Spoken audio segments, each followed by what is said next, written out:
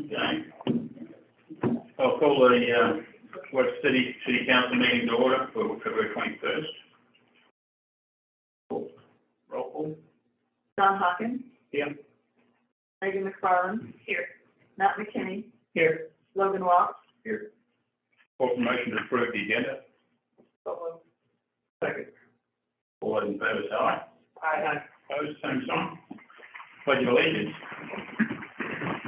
I pledge allegiance to the flag of the United States of America and to the republic for which it stands, one nation, under God, indivisible, with liberty and justice for all.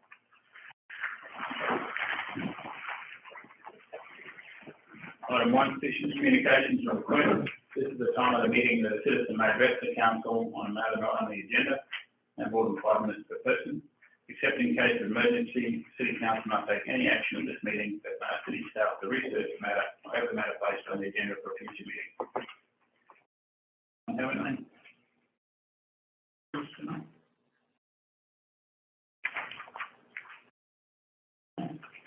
Item 2 is minutes complaints. The following items have been deemed non-controversial routine actions to be approved by the council in a single motion. If a council member or member of the audience wishes to have an item removed from this list, we consider in its normal sequence on the agenda. Item A, minutes for February 7th. B is a resolution on payroll for the period ending February 12th and paid on February 18th. And C is a resolution on bills and approve the fund list. Move to approve collectively. Second. All those in favour say aye. Aye. Opposed, same sign. Approved. Item 3. General agenda. We have a presentation on the Kent House Memorial by Janet and Adams and Mark Dennis.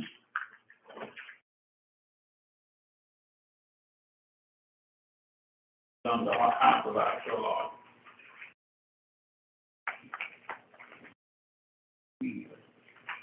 Thank you for allowing us to come and visit with you and about the cultural remembrance that we're putting together for Kent. As you know, the location has been determined to be on the west side of Des Moines Street, 1901 Des Moines Street, or on the east side of what we call Hospital Hill. We've had that marked out for quite a while now with white flags. People could look at that. We have to acknowledge the fact that Kent is very supportive of all of the parks in our community and the trails and various things that have to do with the outdoors. He was always encouraging Arts Are Alive to do more with sculptures. Put more downtown, add this or add that. So we're kind of responding to his concerns. I hope he's sliding down on it because we are working on that quite diligently. Upon his death, Arts Are Alive felt it would be appropriate to do a remembrance of him and place it in one of the parks. That would be a very fitting memory of him. Of course, COVID intervened, and that slowed us down dramatically. But we never gave up. We continued to plan and proceeded on with raising money and designing a remembrance plan that would suit his style and his memory. We're now in the final implementation stage. Deb J. Cox and Mark Jones took this project over completely. They are members of the Arts Are Alive, their board members. And they've been working on this proposal for over a year. They reviewed our proposals and they accepted one that they feel reflected Kent's interest in his life. Funds have been raised, and if the inflation doesn't continue to go too far, we're okay. We have enough money to do what we think we need to do. Our proposal has been designed and is ready to be constructed. As we said, the location of the piece is on the east side of Hospital Hill. And this area was selected because Kent was very involved in the community-wide park system and the trails. And this location we thought would reflect his interest in his work. Larry Flaws, the City Park and Rec Director, has worked with Deb and Mark and the artists to lay out the selected location, and they're ready to proceed now with approval from various entities. We have been in touch with Kent's family to get input, various community members, city officials, the Park and Rec staff, and the committee during this process. Mark Jones attended the Park and Rec January meeting to give a progress report and to inform that committee of the upcoming request at the Planning and Zoning Commission and then to you folks, the members of the City Council. We did meet with the Planning and Zoning people on last Monday, and they did approve the location of the site. So Mark is here tonight to respond to your questions, given the explanations that you'd like to hear, and ultimately we hope we get your approval. So, do you have any questions of me, just on process or anything? Okay, Mark will take over. Thank you very much. Thanks, Well, by way of introduction, I am Mark Gomes, and I've been on the Arts Are Alive board for the last 8 years. We're entering our 11th year of activity in Webster City. And as Janet said, the last year, Deb Jaycox and I have been trying to coordinate this tribute for Kent. I'm not an expert on things sculptural or construction, but I'll do my best to answer questions that you might have. Mark, do you know what's going to be made out of? Yes, I do. We were down to 2 materials, and one was an aluminum and one was a steel, and we opted for the steel. The steel was chosen because there would be less maintenance. This is a good time to interject. When I met with Park and Recreation, I explained to them, that board, that we've been told to look at a 50 to 75-year life expectancy of a piece like this, which was a commitment for the city and Park and Rec, because I'm not going to be here 50 or 75 years. And so the materials we've selected, we hope are commensurate with the lifespan we've given this. There's going to be sort of an aggregate base, probably. We're relying quite a bit on our artist, which, by the way, is Tim Adams. Doing a lot of work in the Midwest lately, and so he's up to date on kind of trends and things. We didn't want to go with anything that was too not too, we wanted something that we felt fit in with the site and that would last through the decades that we hope that, that stand for and whatever. Final, Janet said that we are in the final stage of a 4-step process, and we have had we've had good feedback from the community. We held an open house last fall, well attended. There was a lot of suggestions and a lot of talk about the piece. We've had good community support financially, and we're hoping, traditionally, I'm told, second week of April is about the time that the frost has gone out of the ground enough that we can maybe start some preliminary work. And of course, our goal is to have it done this year and have it done by fall, so we can have some sort of a event so that the public can come out. It'll be visible before that, quite possibly, but this will be the official. That was a long answer to your first question.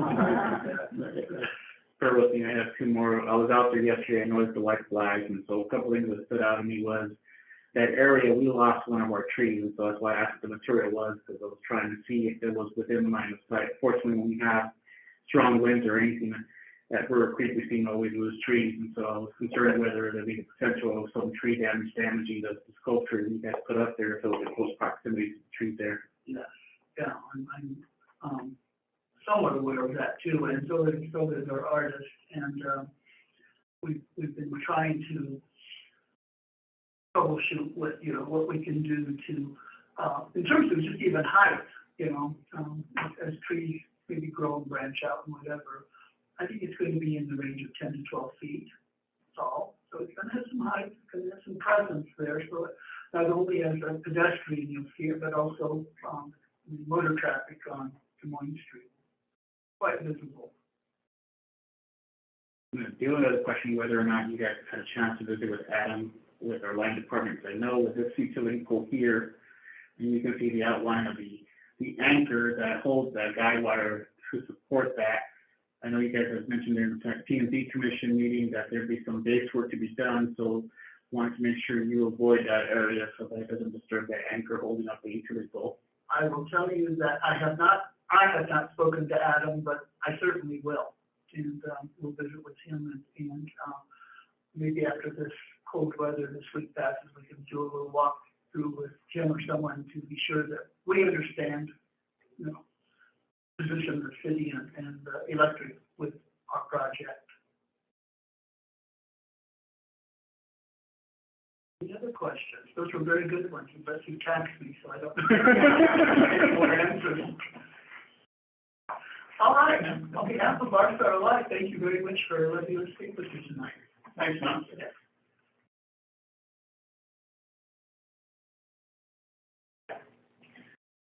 Motion on Planning and Zoning Commission minutes of February 14th. Move to approve. All those in favour say aye. Aye. Opposed, same sign. Then we have a motion to approve after a live request to place the Kent House Memorial Sculpture in the Brewer Creek Park area. Move to approve. Second. All those in favour say aye. Aye. Opposed, same sign. Motion approved. Thank you. And we have B, recommend approval of issuance of beer and liquor licenses for the Iowa Department of Commerce for the following: Class C beer permit, Sunday service for Dock Stop Incorporated at 407 Close Drive. And 2 is a Class C liquor license and a Class C beer permit, Class C wine permit, and Sunday service for Highway 20 liquor and tobacco at 1345 2nd Street. Move to approve. Second. All those in favour say aye. Aye. Opposed, same sign. Item C is a resolution on appointment to fill the vacancy of the council seat for the city of Webster City, Iowa. So given us a lot of thought over the weekend, we interviewed 3 separate candidates and feel that we have a number of good candidates to choose from. And so the more I thought about it, the more I thought we should consider at least looking into the cost of a special election and letting the public choose. We have appointed one in the past, and it's not that I was opposed to appointing again, but knowing that we have a number of good quality candidates. Started to do some inquiries today, and with things being closed, knowing the true cost, we don't know at this point. So I guess my recommendation would be we table this to get an estimate on cost. And I guess reconvene at that point to decide what we want to proceed based on the cost. Okay. Any thoughts? I look to the next meeting. Yeah, you're right. We did have 3 great candidates, and I think any of them are fit to serve our role. So I'm open to a special election. I should choose in a short amount of time. It's kind of been unprecedented how many we have had to appoint. You know, but again, I'm also okay picking one of the 3 to apply. So again, I think they all are qualified. But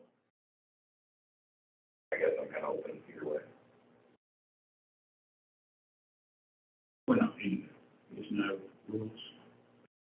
So far. Yeah, okay.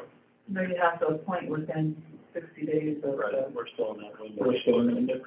to decide then, once you make that decision, either to go with a special election or appoint, there's new timelines of the election. But do we know if there are any upcoming elections or anything that you like that? I think you said something about maybe offices were open today or something. The president, Right. yeah, there's nothing. I'm not aware of anything. Well, there wouldn't be anything in the next 2 months anyway. Right. I think there is one big year. We've already had law, Yeah, that was the most recent one, was the law. hotel motel that was passed a couple years ago. So I guess I'd just like to look at get an estimate on what that cost would be. And then we can entertain whether we appoint from the candidates that interviewed or whether we want to move forward with a special election. That's my recommendation.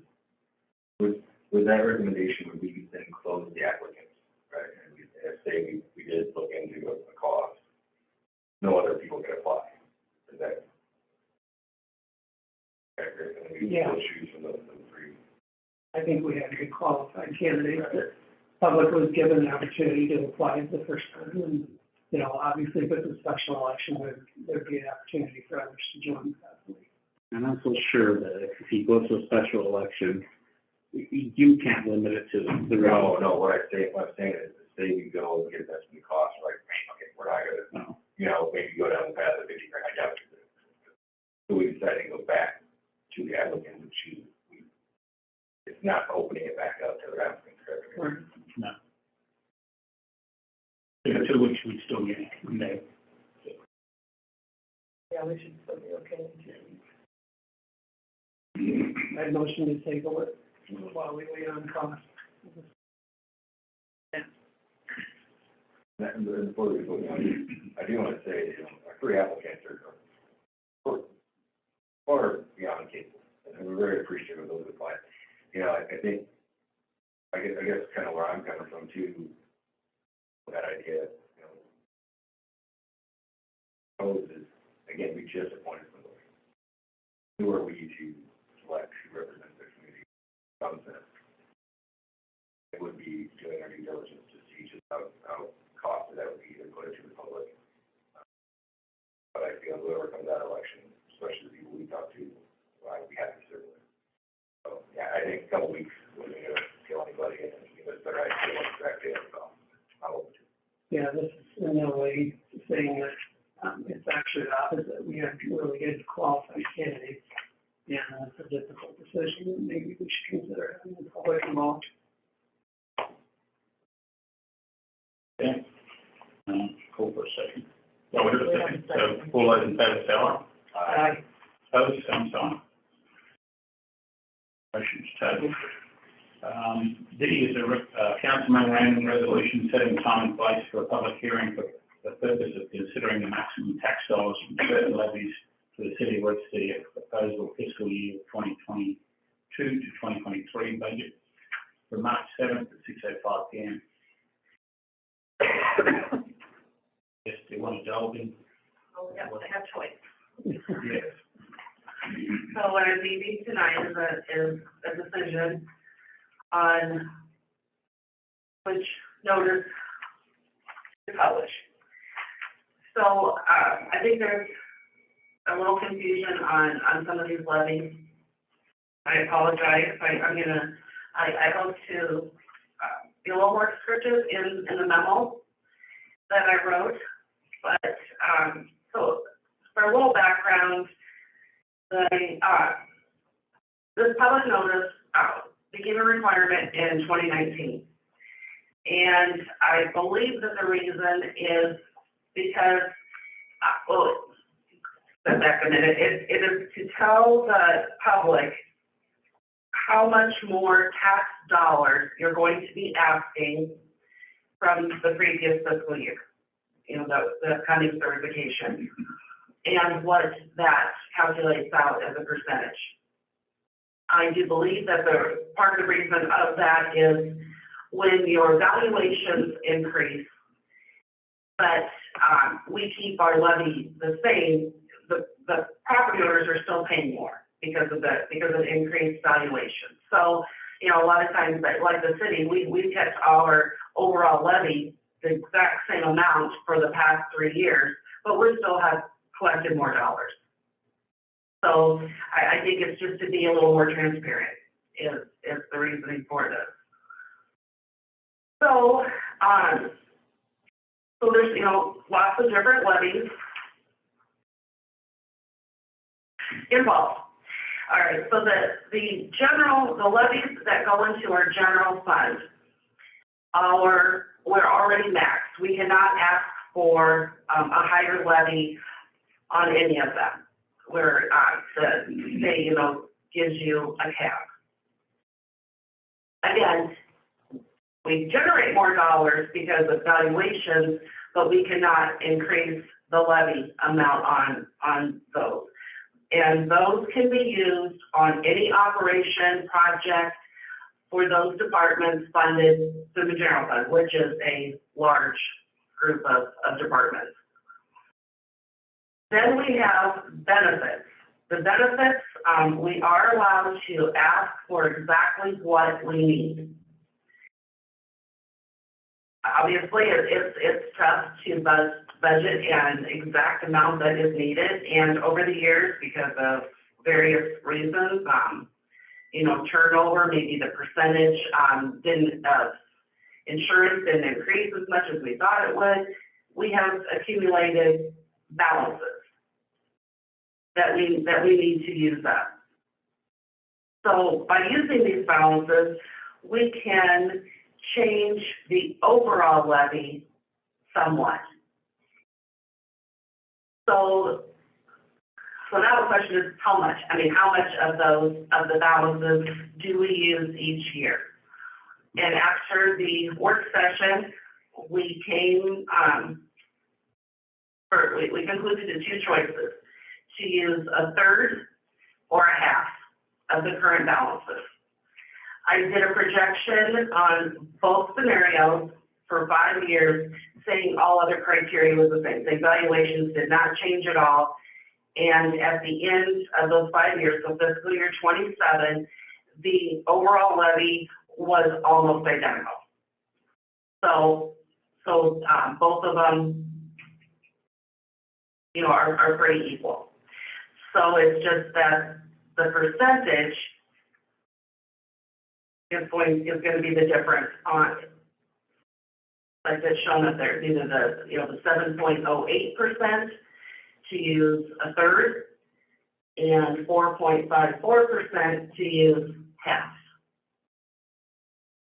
We didn't want to use all of them because that would probably cause a huge spike next year.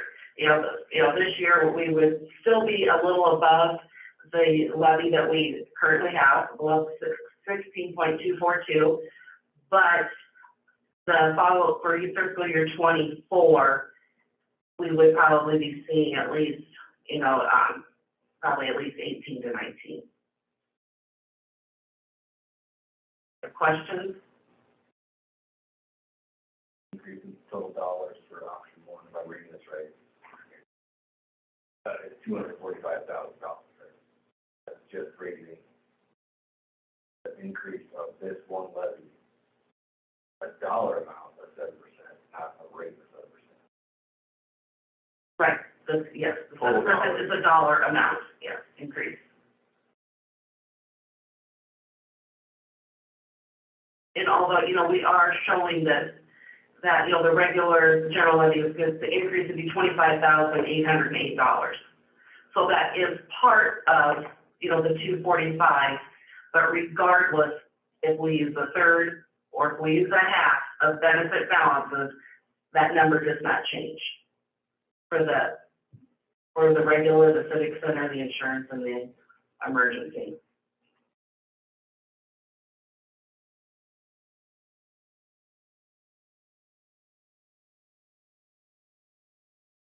Did we run tables on what this means for a house value, say $103,000? Yes.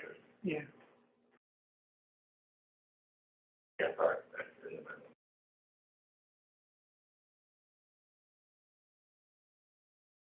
So the first step, the 17.6715 is using the third, the 17.33386 is using the half, and then that final column is the option difference. So assessed value home of $50,000. The difference in the two is $9.14 for a year. But using the third, it'd be $38.69 increase for the year versus $29.55.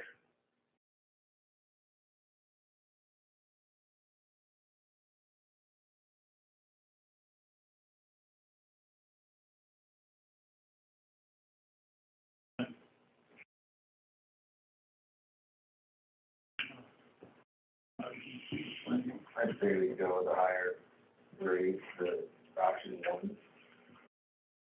33. Second for that. 33% fund balance used, correct? Second. All those in favor say aye. Aye. Opposed? Same sign. So then we'll go to the 33%, option one, option one.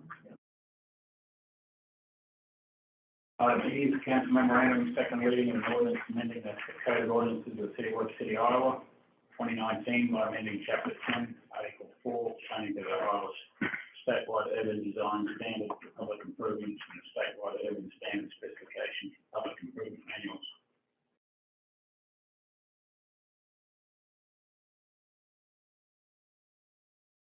Second. All those in favour say aye. Aye. Opposed, same sign.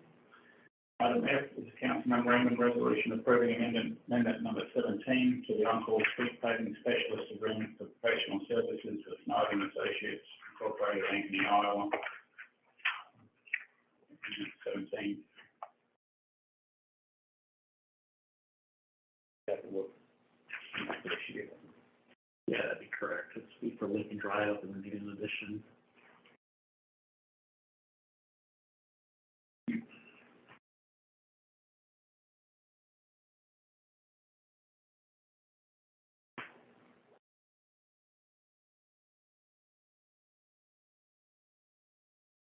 What?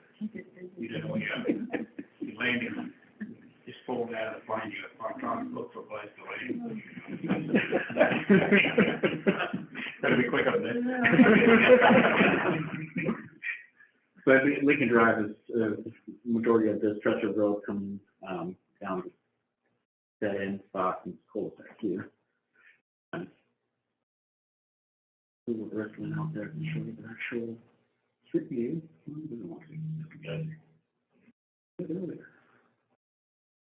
Somewhere else.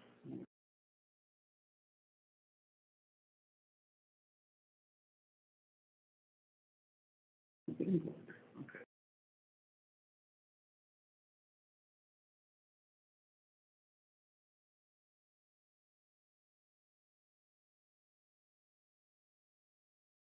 That's something drive there anyway, so.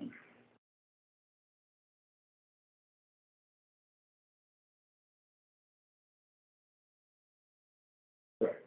Portion of Fair Meadows, the last driveway, a quick start to the west out to, Des Moines Street. The HMA, what project? And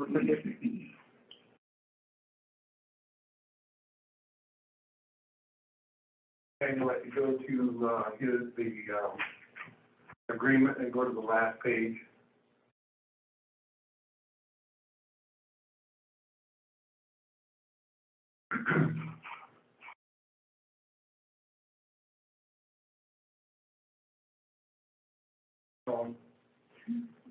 There you go.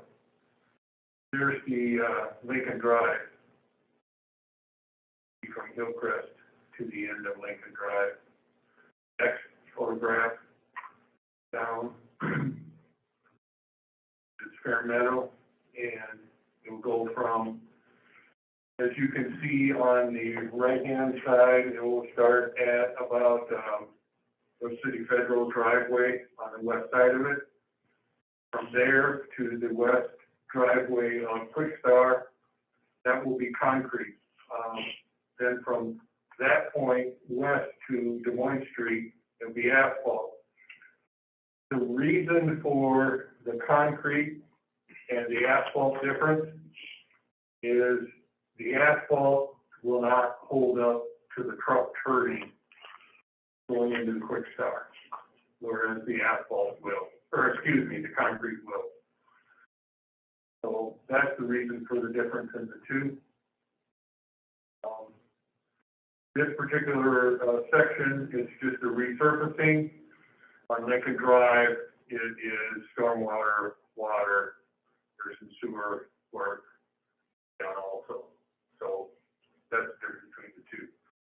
Hopefully, well, not hopefully, obviously we're going to have to do this in stages. It's going to have to be staged because you can't close down Quick Star. So we're going to, I think the objective is to try and get with the old Kmart owners and possibly route some of the traffic through there at some point in time. Now, whether or not they will allow us to do that, that's another question. That's the thinking. Questions? This is, again, this is authorizing the engineer to do the work. This is not, we are not at the bid stage yet, which will come before you. Professional planning. Would- Professional planning. Yes. I move to approve. Second. All those in favour, say aye. Aye. Opposed, same sign. Thanks, Ken. Item G is council memorandum resolution accepting and approving the acquisition of property generally located at 1417 Third Street, City of West City, Iowa, Humboldt County. And your first one, Zach. Okay, so this one and the next one are the properties that we took, talked about last meeting that were abandoned, 1417 Third Street and 909 Harding Court. Part of the process now, we've officially got a court order saying that they're abandoned and the city can acquire them by filing this resolution with the recorder's office that officially transfers them. Don't want them, I guess. Call for a motion. Second. All those in favour, say aye. Aye. Opposed, same sign. Item H, council memorandum resolution accepting and approving acquisition of property generally located at 909 Harding Court, in the City of West City, Humboldt County.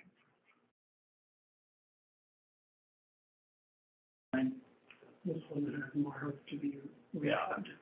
You can see the size pretty bad, but not that.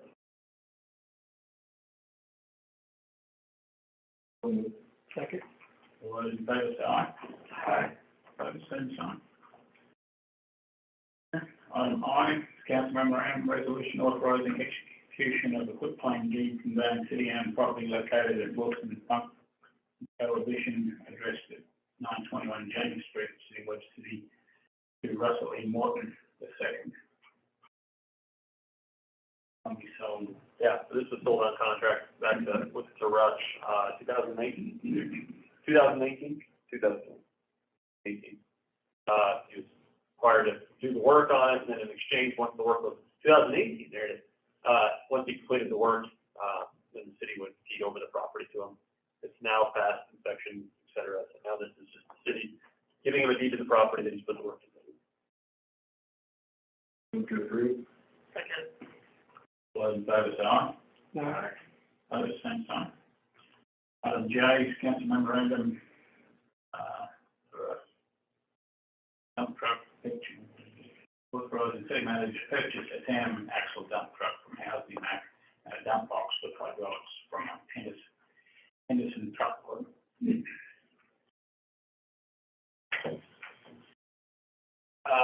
So we're looking to, currently we have, two trucks, 26 and 21. One is a 1999, the other is a 1997. Those trucks, we've had for quite a while.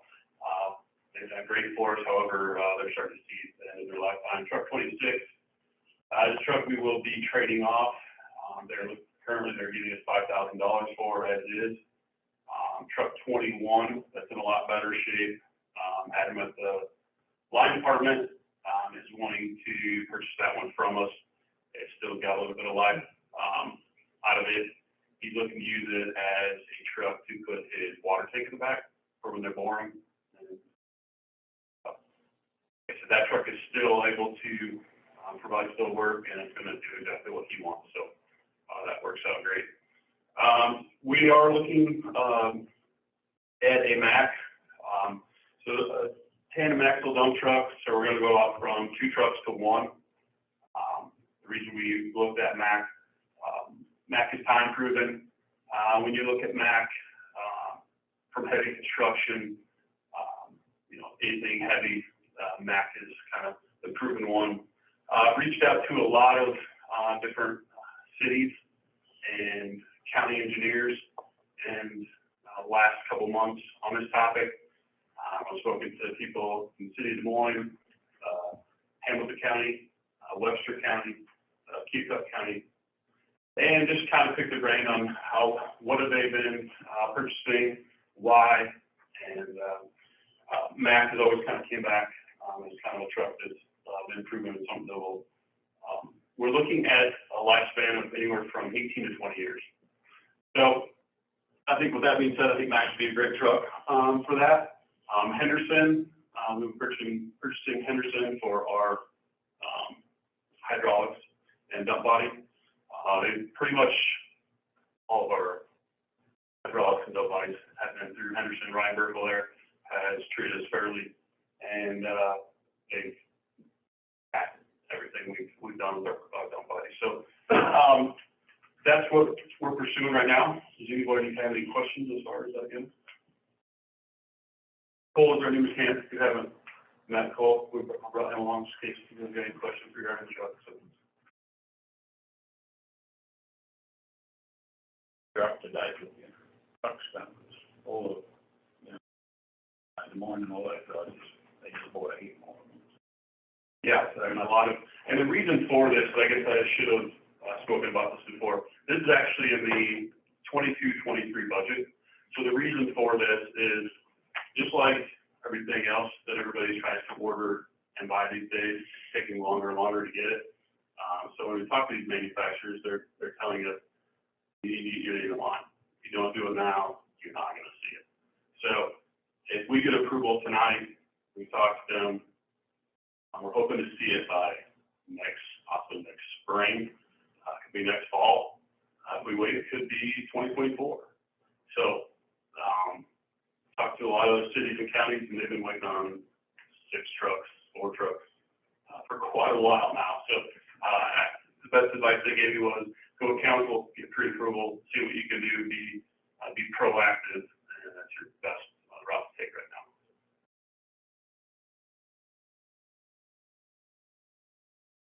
The truck you possibly trade in, that is value over that time, or is it something you could say, you told me today, and maybe keep the other ones in line department? Yeah, it may. Kind of all depends. I thought about this. All kind of depends on how quick that truck we may get.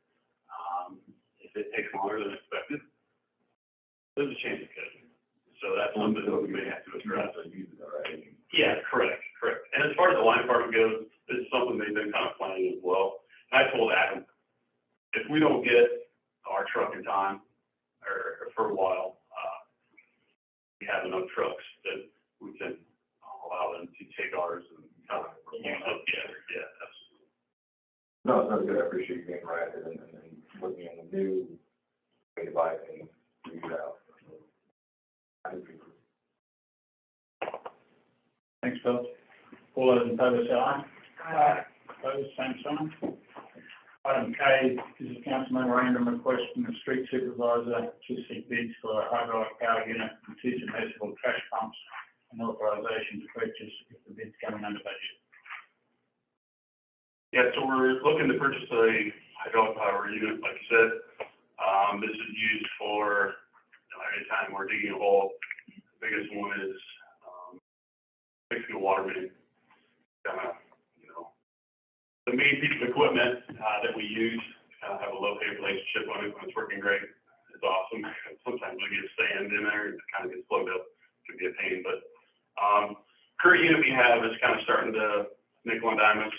The pumps that we use are put through a lot of different elements. They're in the mud, they're in the sand, and they're thrown down in a hole. So those are something we look to replace. Like I said, the current unit we have is still running, but they're starting to cost us money. Motion. All those in favour say aye. Aye. Opposed, same sign. Thanks, Brendan. Item A,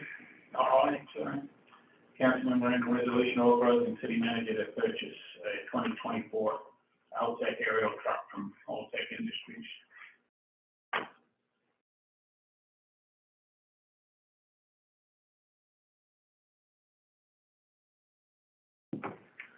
Adam couldn't make it today, he's home sick. But it's in a situation where the street department dump trucks, is the lead time is the big factor here. We're looking at fiscal year, April 2024 before, we'd be able to get a new bucket truck for the line department, replacing their existing 2012 Altec bucket truck that they currently have. It'll switch the chassis and the motor from International to a Mack truck. For one thing that Brandon didn't mention, that some of the mechanical issues that have been fairly common or seen in other agencies related to their engine or emissions. International recalls some 10,000 trucks just between the 19 and 2021 model years related to engine issues. That's one of the other reasons why they're looking to go to Mack trucks for their engine and chassis. And the other factor is the lead time to get these trucks in once we order them in. So just getting our name on that order list, and hopefully we get it in for the estimated deadline.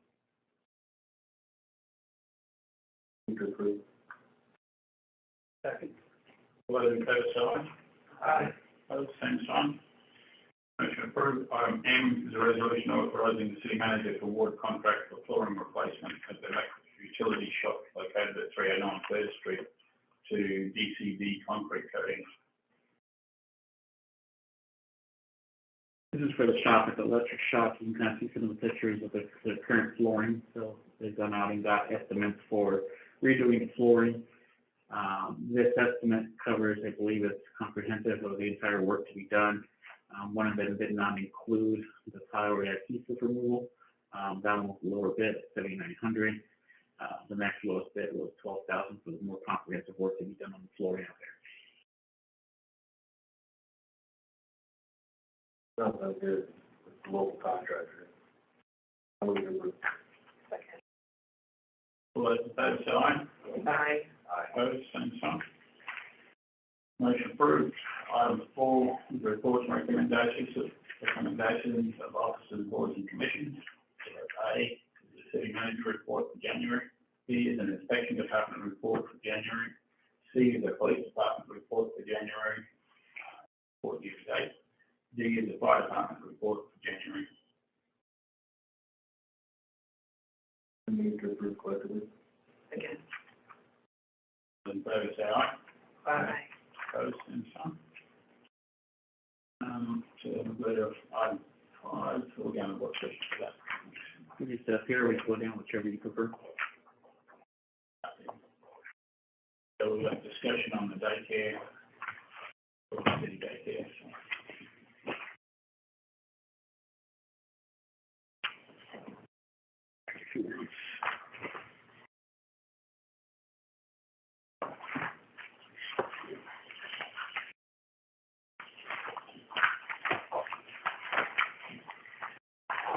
So this workshop was just a continuation of the discussion you guys had about 3 or 4 weeks ago regarding the Webster City daycare, which resulted in providing $10,000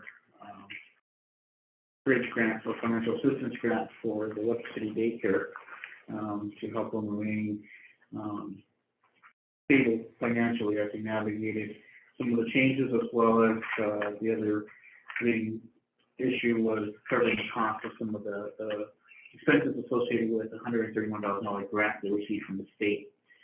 We received an updated balance sheet from Webster City Daycare. It covers, I believe it was January through December of last calendar year. You see their assets and their liabilities. Overall, on the third page, it says the net income for the calendar year was a loss of $26,830.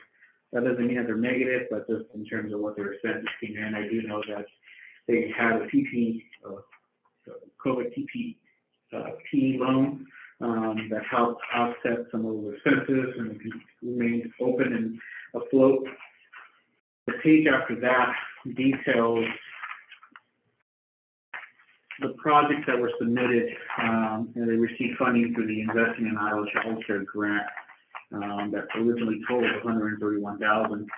They have not spent everything on that yet. They have about $97,816 remaining. I know they're working on quotes and getting estimates and getting some of that stuff ordered. They have until June 30th of this year to be able to spend that down. Within this $97,000 that's remaining, and it's especially administered by CCNR, they have the flexibility to reallocate funding, and prioritize that to, more expensive projects. One of the things I've been attending some of the board meetings, supporting Megan, as she navigates that board. Some of the challenges they have is just not having anyone on the board or their staff that truly understands the construction management and the construction components with assessing and getting scopes for the facility maintenance projects they are pursuing.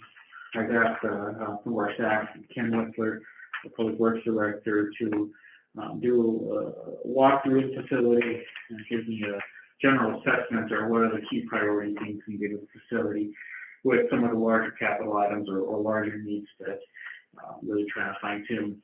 Providing, for instance, when they've gone out and gotten estimates on roofing work to be done, one of the contractors dealing with a staff person at the center, asked, well, how much money do you have? And so stuff like that I try to avoid and properly scope and plan for in a city setting should be the same or similar for the daycares and nonprofit. So we're assisting them in that regard as best we can to help guide them with questions they may have as they pursue this. That's probably the biggest need. These are going to be some of the larger ticket items. So the more immediate need is having that flexibility and with the requesting the city's ability to provide bridge financing as they move forward with some of these projects, that they have the ability to come to the city and request that gap financing to cover the cost of that, and then reimburse the city when they get the reimbursement back from the state. There's other larger policies that are being put in place. CCNR is working with the board to review and adopt updated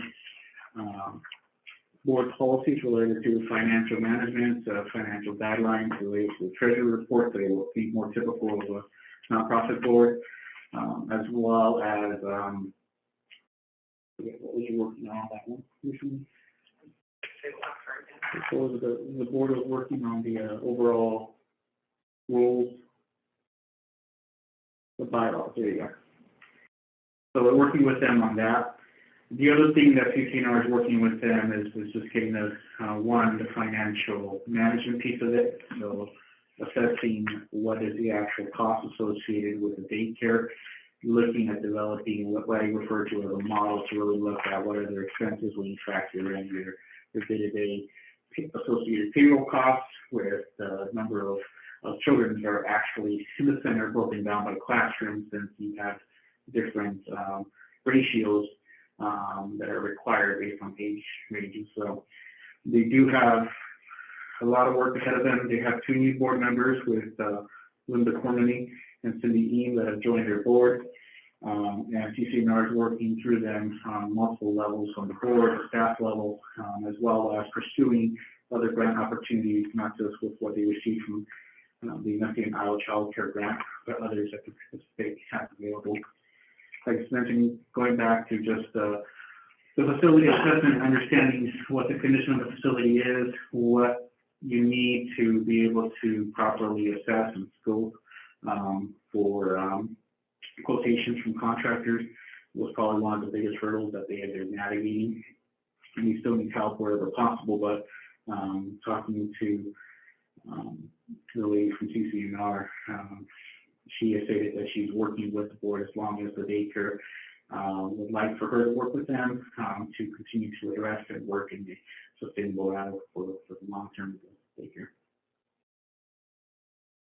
We wish to have originally hoped to have a contract, a draft in place. We're still working on that, so March 7th is what we're shooting for, to have a draft the council can approve with, again, the caveat of primarily providing the gap financing for the Investing in Iowa Child Care Grant.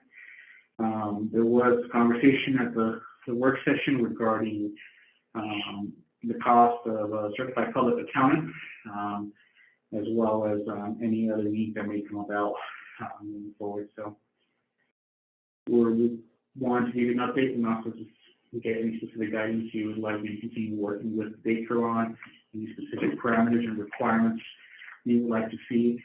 One of the things as part of the agreement, and I've talked with the board a little bit about, was getting more regular and routine financial reports, perhaps on a quarterly basis, and as needed, related to the financial position and balancing. Who prepared this one? That one was the Darlene Johnson.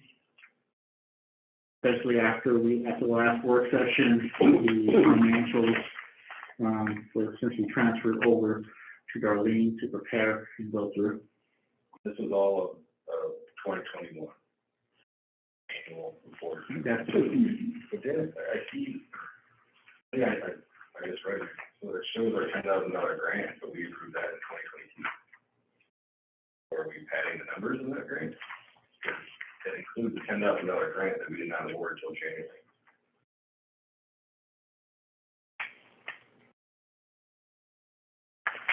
Under grant, second page, miscellaneous grant, $10,000. Maybe that is separate grant money that isn't related to what we were, I mean, they have gotten some other grants from different. I just know that's just a dollar amount. Yeah, You know, so I just thought maybe that was ours. it's not labeled specifically, so we'd have to follow up to see if that was. Other question I have is, there's total loan, $4,000, is that, are we current on that loan payment from the center? No, they are not current. They are essentially in default of that loan since July of 2021. And again, I'm not trying to beat up on the center, but just an accurate profit loss statement, which would allocate that debt somewhere. Not see that allocated. It has a debt owed, not showing up in this profit loss, therefore it's kind of erased from memory of the financial health.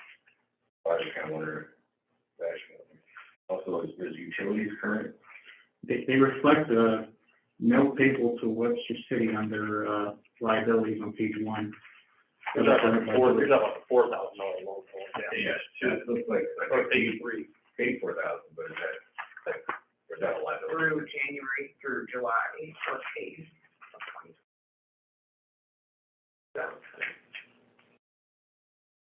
I gotta read that.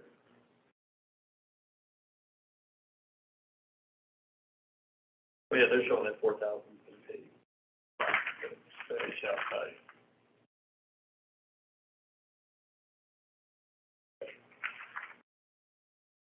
I mean, am I reading that right? Is that, I mean, so out of the 492, the 4,000 was paid last year. But they're not current. No. But that, without a negative balance, isn't showing anywhere on this. Okay. No, yeah, that's just on the expense side, that's, I was trying to figure out too, but that's the thing. What about utilities? Are they current on utilities? No. I think check with Dodie, but this is probably back in the fall, so I haven't heard otherwise of recent. I can get back to you on that one. No, I'm just trying to like, okay, At our work session in December. It was fall. It was current last time I They were spoke. current, yeah. that's right, do you know the I amount? would say probably not. $26,546. I want to spend last, Yeah, I don't know what they spent $2,000 a month. Well, that'd be Yeah, good. it's like 22. Yeah, so that'd be right on, because then I think Should be getting something. So did you say that did include the Paycheck Protection Program grant money, or does not include? I can't find anything. you might have got that 2020. No, there was 2 disbursements. Oh, yeah. Actually, It is technology. that is supposed to be, I can look for that anywhere. So I guess my comments would be, if they've got that large of a chunk of grant money coming to them, I definitely want to see us try to figure out a way to bridge, that. They have to have the money up front, is my understanding, correct? Correct. So if we can help them bridge that to where they can take advantage of it, it would be a shame not to. That last page showing 54 different companies that the daycare relies on, 54 different employers. I think that's good, saying within our power, obviously outside just giving money away, which you can't do. That's something I think if the money's promised and it's there to be reimbursed, I think we have to do everything we can to do that, for sure. Whatever one of those repairs, I'm sure is needed. No, I agree. I mean, essentially, if you think about it, we hold the deed to the building.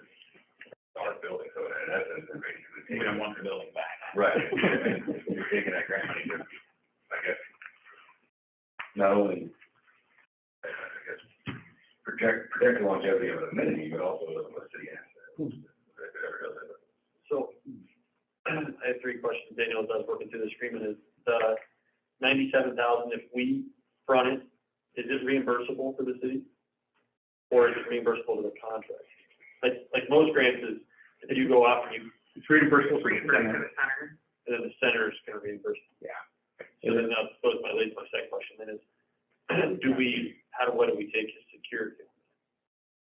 My fear is we say, here's $97,000, and then they take, nothing's gonna happen, but I'm just, in generalized terms, we give them $97,000 loan, and then they get a $97,000 grant, and somehow that doesn't get paid back. Well, I think, first, I probably will say we do it as they get the invoice into the contract, so we don't issue them $97,000 upfront.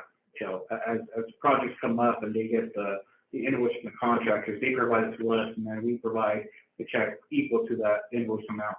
And these items, are these only amounts you can get, like, so for, you have to spend $7,000 on buying one? Or No, it could be, no. it could be cumulative, so if you spend $97,000 on a roof, it doesn't have to be items. They have to, yeah. Okay. Essentially, it would be extending a $97,000 line of credit. It's a line of credit, but it's not, we would never be $97,000 out.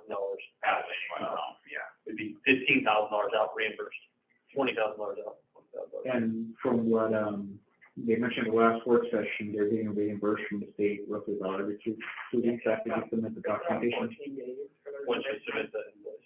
So do we pay the contractor or do we? No, we would probably end up paying, Worcester City Daycare, because They pay the. Because they're most of these, they're getting reimbursed 2 weeks later, is it because contractors want the money up front? it's the way the state works, and that the state reimburses the daycare, and they want to see that work has been completed and the expense paid out. Has to be approved by the law and people at DCR&R, Right, but was done. What I'm saying is, if we're saying, if you're doing a $20,000 roof, and we're saying, okay, you get the quotes, you get the roof done, so then they do it, and they get $20,000, now the city pays that bill, or we pay the daycare does the bill, but then they're getting reimbursed 2 weeks later, so why is the contractor just not waiting 2 weeks later and getting paid? Well, in some cases, he does, Some people are, like, local people, Right, but there's so some not everybody contractors. will agree to that. so we're just more of the reassurance to the contractor, city's backing. I'm just trying to think so I know how to rate this all. I think it's more so the reassurance that, well, for the larger ticket items, if the roof, for instance, was $45,000 and they don't have $45,000 in the account, that'll get covered once the invoice comes in, or if they have the pre-down payment, then that comes in. But, yeah, outside of that, there's a better way to handle that, for sure. Yeah, I mean, I suppose, like I said, it's assurance to the contractor. The contractor can say $45,000. Yeah. I'm sure I better be getting paid, okay, well, the city's already gonna throw 45. That's the idea. Because if not, you're getting paid back in 2 weeks later, it's nice. Because most invoices don't get paid within 2 weeks anyways. Mm-hmm. I'm not trying to go through. Yeah, I'm honest. That's a great grant, and of course I want to help them capture every dollar we can. A broader discussion though is, kind of longevity. In the review board, we see losses, but usually it's not next quarter to quarter. And we'll see a loss like Q1, Q2, then also we have a big VHS influx or like some type of, influx or balance out the numbers and stuff. So, like, how do we help them kind of right the ship a little bit financially? And then the last report we got from Councilman Miller on the board, it's like, look, we're coming to you because you make payroll is there a plan, or maybe ask this whether you, and your board, like, is there a plan, like, long-term, like, how to write that? And have you found, like, especially with this information, have you found, like, oh, that's where we're really losing a lot, or this is kind of where we're not making as much as we thought, and how we kind of have this big more meta data of the finances? Are we seeing any of that, or That's something that we're working on with CCR and they have a financial representative that's, working with that. I think also we're kind of waiting for this, to be able to use a calculation that basically takes all of the expenses in for each room and each child to see whether you're breaking even or making enough, if your rates are appropriate for like what you're taking in and out. And we haven't gotten to a point where we can look at that. Yeah, they just started on that worksheet of breaking out those expenses, and then that will eventually detail out on a classroom basis so they can allocate their staff resources. One of the things in the Pacific Council wants to make it as a requirement, but we struggle with when we do utility rate settings, you know, the level of analysis that we go through, and even the number of discussions we go through on how much to increase and at what level. Sometimes when we go out and do bonding for major capital projects, you know, the underwriting, the bonds will trigger and require automatic increase to cover your expenses through debt service. And so you can, if you so choose, structure a similar mechanism that each fiscal year come July, you require the board to now do an analysis and or adjust their rates according to break even on those expenses. It'll be difficult for many tenants when you have to start looking at breaking even, but unfortunately, that's part of why I think they found themselves in was not properly setting those rates on an annual basis to keep up with costs, and then deferring facility maintenance. Which I think annual rate changes at the daycare is pretty common. Yeah. At Riverview, I'm not a parent there. I'm not a parent. I don't pay an invoice. So I'm not sure the rates, but yeah, every year we take a look at that, and I'm a parent, and every year the rates go up. yeah. I'm not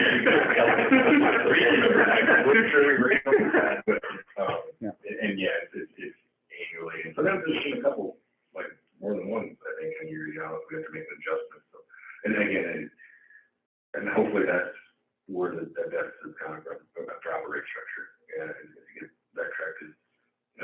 You know, just a brief update on Riverview.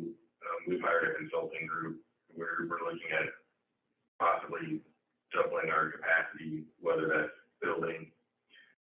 We don't know yet. We're supposed to get numbers in June for what that would cost, how that would look.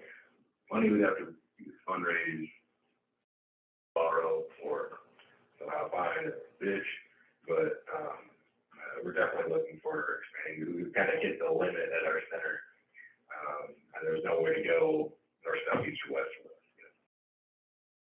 So we're looking at that, just to tee up that there may be a possible conversation with City 2 in the future, kind of what that looks like for us financially as well, but I don't know what that is. I don't know what to say. I'm just saying there might be a conversation that needs to happen. I will add the other thing as I walk through facility with Megan and Hillary, the manager, and we know they talked about this at one of their board meetings about other funding through the state for COVID relief that ARPA funding has come through. Part of the struggle with that prevents them from pursuing some of that is they just don't have an accurate grasp of the facility needs to really start pursuing some of those larger dollar amounts, some of them up to $750,000 to a facility, but they struggle with not having a maintenance personnel staff or not having someone that will contribute and donate their time to be able to provide that guidance for them of what are the long-term facility improvements and maintenance needs that provide that longevity stability for the facility. If anyone knows a contractor that wants to donate their time, sure, the daycare would be happy to come on down. Any other questions? Any guidance or anything you want me to appropriate to take back?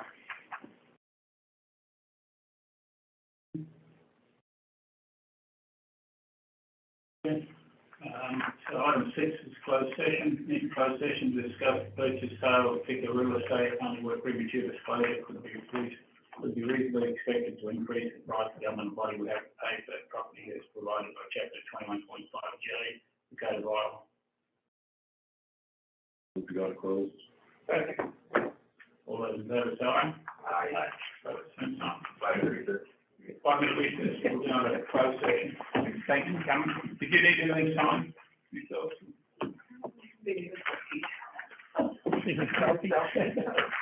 Sorry, selfie? You're it, Megan. They want a selfie, you're right there. In that case. Yeah.